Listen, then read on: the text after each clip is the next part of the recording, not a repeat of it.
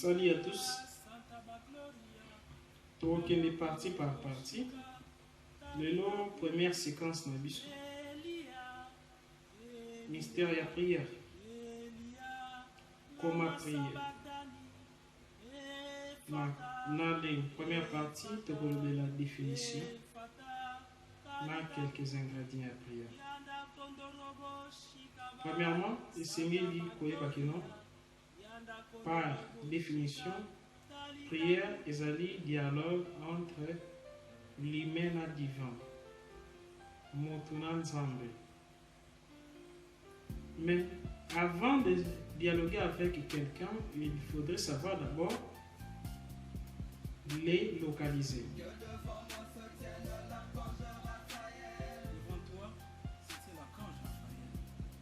Mutongo za wapi? Afin da wapi? Na ko détecter ndenge singeli na ye ba adresse na ye pona na solola na ye. C'est comme ce qu'a l'heure na lobby. Solola na maître Jean-Pierre. Ceux qui ont na communauté singeli oyeba numéro na téléphone ezanini. Ceux qui numéro de téléphone ezate singeli oyeba page na YouTube soit à Facebook ezanini. Première chose, on ne peut jamais dialoguer avec Dieu sans pourtant identifier Yé. Azali localiser wapi na ba prérequis pour na kokota na contact na Yé. Agenda na Yé. Comment à se manifester. La même chose avec Dieu. Dieu était un être à part entière. Oyo moto singeli akota na contact na ye. Mais okoki kokota na contact na moto te, ce que yebi kote afandaka te, s'il vous plaît.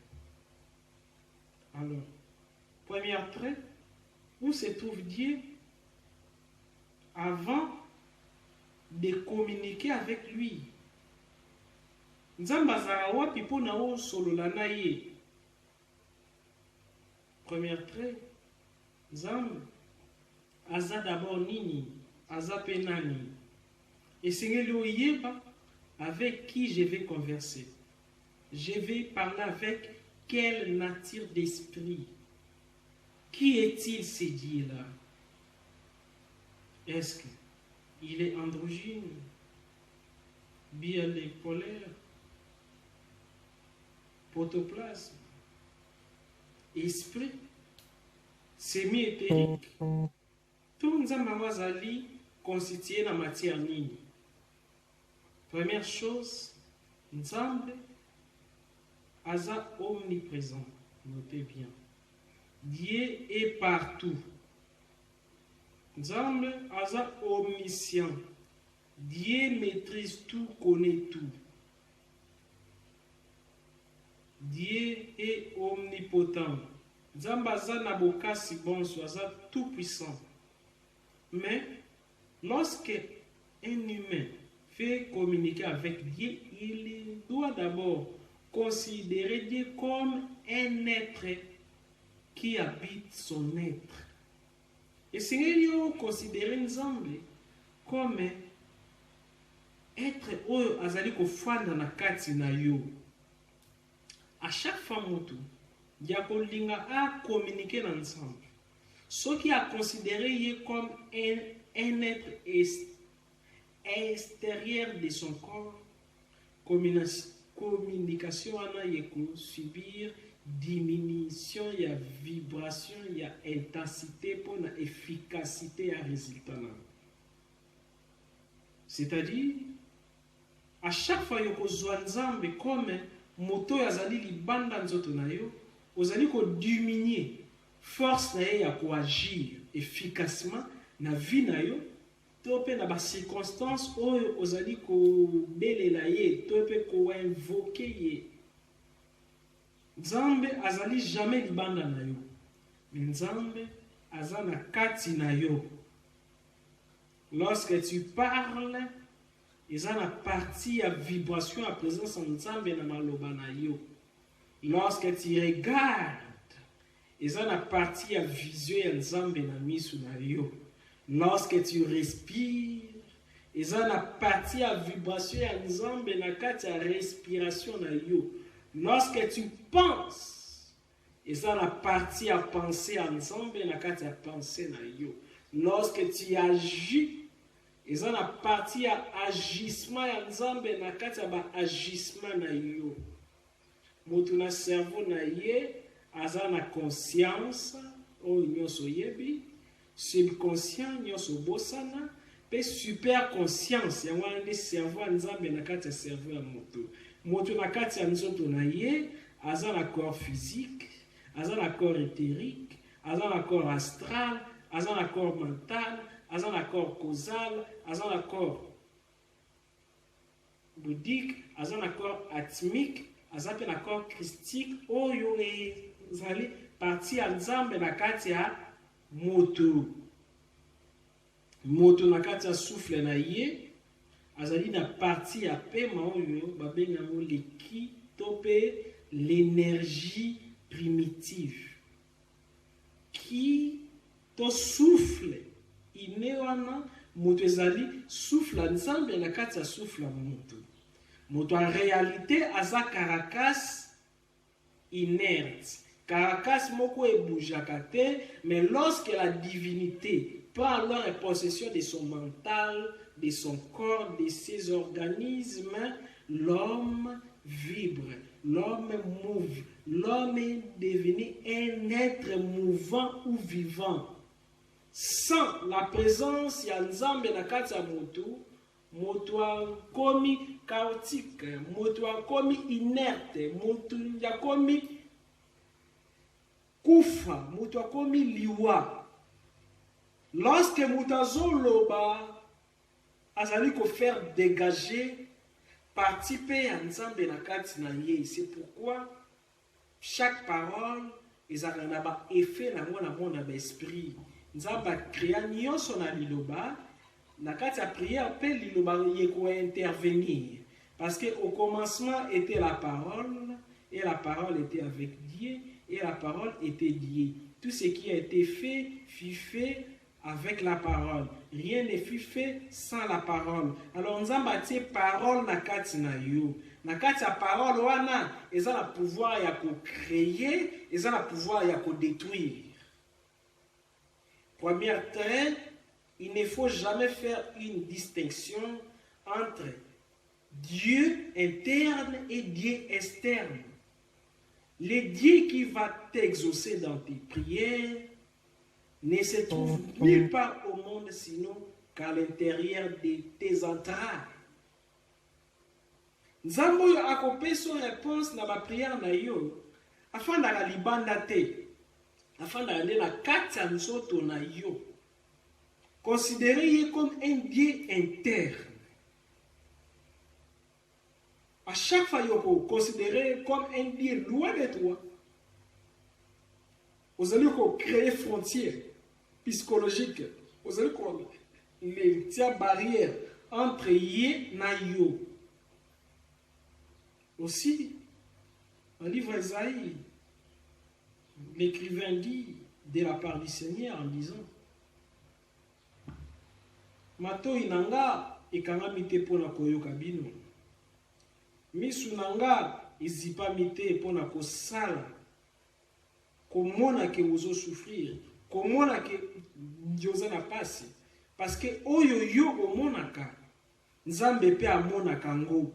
Oyo yo osantaka.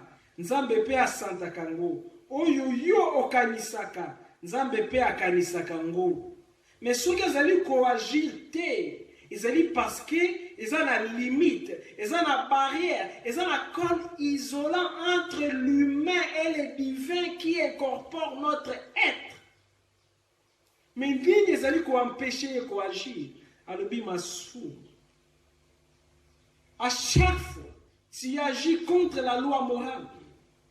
À chaque fois, tu commets des abus. À chaque fois, tu fais du mal.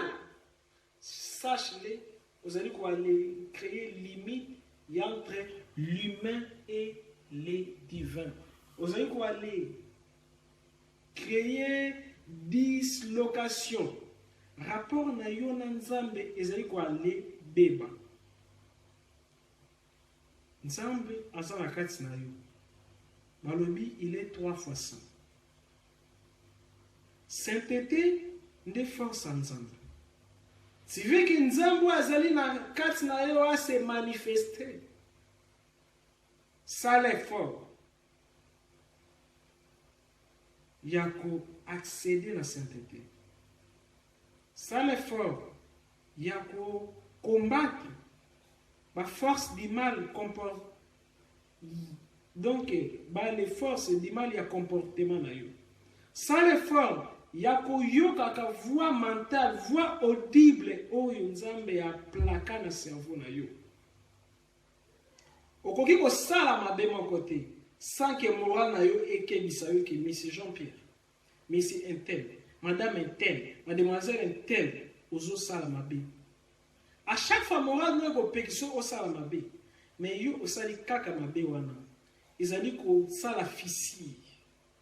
Il y a séparation entre yo na Nzambe. Et nzali na makambo ebele Nzambe akoki o sala le miracle sans que o senga ye.